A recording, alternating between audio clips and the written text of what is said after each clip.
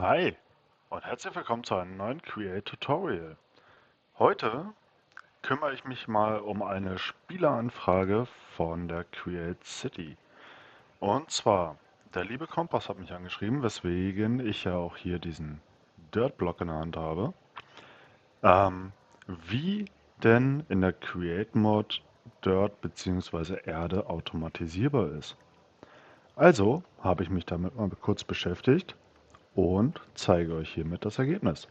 Denn, wenn wir uns hier mal anschauen, Erde können wir aus Schlamm herstellen, wenn wir es entweder schmelzen oder über das Sammelschmelzen, sozusagen, wenn wir den Schlamm trocknen, dann wird er zur Erde. Und den Schlamm können wir nämlich herstellen in einem Mixer mit Wasser, Knochenmehl und Ton.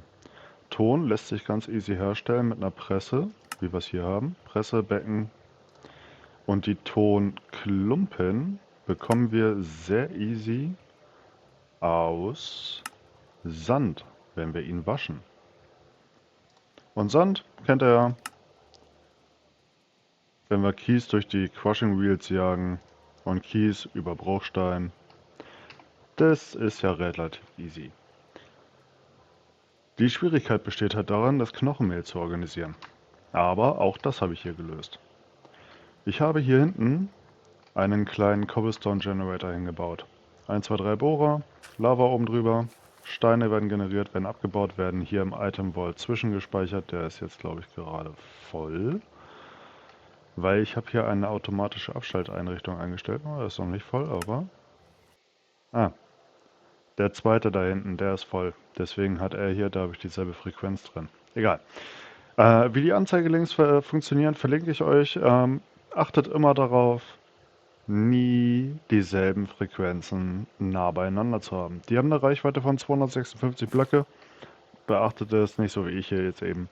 Auf jeden Fall, der Cobblestone Generator generiert Bruchstein, der geht hier in den Item-Tresor durch.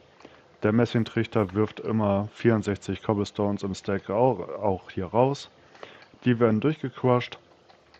Das Kies geht hier durch den Messingtunnel wieder rauf und geht hier vorne wieder rein, sodass der Kies sozusagen zu Sand durchgecrushed wird.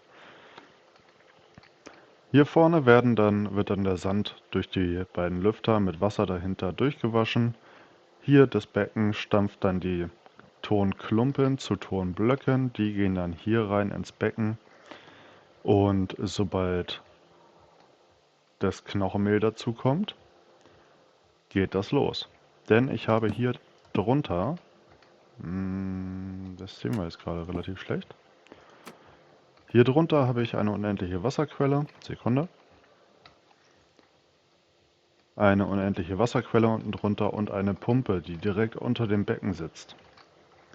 Und dadurch das Becken immer mit Wasser befüllt. Und sobald dann hier von der Weizenfarm, ich habe jetzt hier einfach eine kleine Weizenfarm rangesetzt. Die dreht sich immer ganz artig im Kreis, also sobald der Weizen fertig gewachsen ist, erntet da alles ab. Weizen und die Weizenkörner, die können wir nämlich hier in den Komposter reintun. Und durch den Komposter, also hier mit der portablen Lagerschnittstelle, geht es dann durch den Schacht runter in den Komposter und unter dem Komposter ist ein Trichter.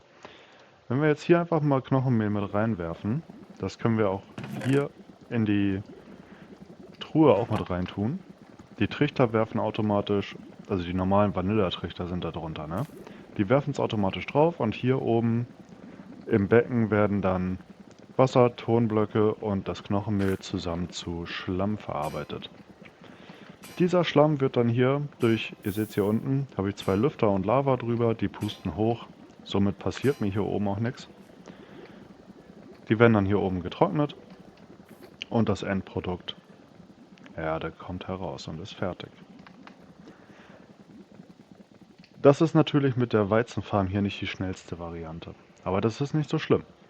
Das hier ist ein Aufbau sozusagen, der nebenbei läuft und ganz gemütlich nebenbei ganz viel Erde produziert. Hier drüben habe ich das Ganze etwas anders gemacht. Und zwar habe ich hier aus meinem neuesten Tutorial den kleinsten Cobblestone Generator hergenommen. Der funktioniert hier auch wunderbarst. Also wirklich mega. Ähm, selbe Prinzip wie bei dem ersten. Cobblestone wird hier generiert, hier unten rausgeworfen, geht hier durch. Ich habe es da drüben gerade vergessen. Hier habe ich einen schlauen Schacht runtergepackt mit Lava drunter, der die Flints, also die Feuersteine aussortiert. Hier wird dann der Sand gewaschen. Kies geht nochmal rum, wird durchgequatscht zu Sand. Ja, Tonklumpen zu Tonblöcke. Ab hier rein und dann geht es hier vorne hin. Nur hier habe ich wie gesagt keine so eine Weizenfarm oder sowas. Hier müssen wir in die Kiste manuell Bone Meal mit reintun. Oder ein bisschen mehr. Und dann geht das alles seinen Weg. Dann wird hier der Schlamm rausgegeben. Der wird wie drüben durch die Lüfter mit der Lava drüber fertig gemacht. Und getrocknet. Und dann geht er hier rein. Und weswegen der Cobblestone Generator geradeaus ist. Ich habe hier oben auch die Redstone-Verbindung reingemacht. Ich ändere die hier mal schnell mit der Frequenz um. Die obere Frequenz geht auf Erde. Und so, wo habe ich den jetzt hier versteckt? Hier habe ich ihn versteckt. Schnell die Frequenz einmal umgeändert, dass da auch der richtige am Arbeiten ist. Und wie ihr seht, hört er sofort wieder auf, weil nämlich in dem Item Vault hier unten, also dem Gegenstandstresor, sind noch 3660 Cobblestone drin. Die müssen erstmal durchgequatscht werden. Und ja, da jetzt die Tonklumpen immer weitergehen und hier rüber gehen, also alles weiterverarbeitet wird, geht das um einiges schneller. Hier habe ich auch nochmal so einen Schwellwertschalter hingebaut, so einen Threshold Switch.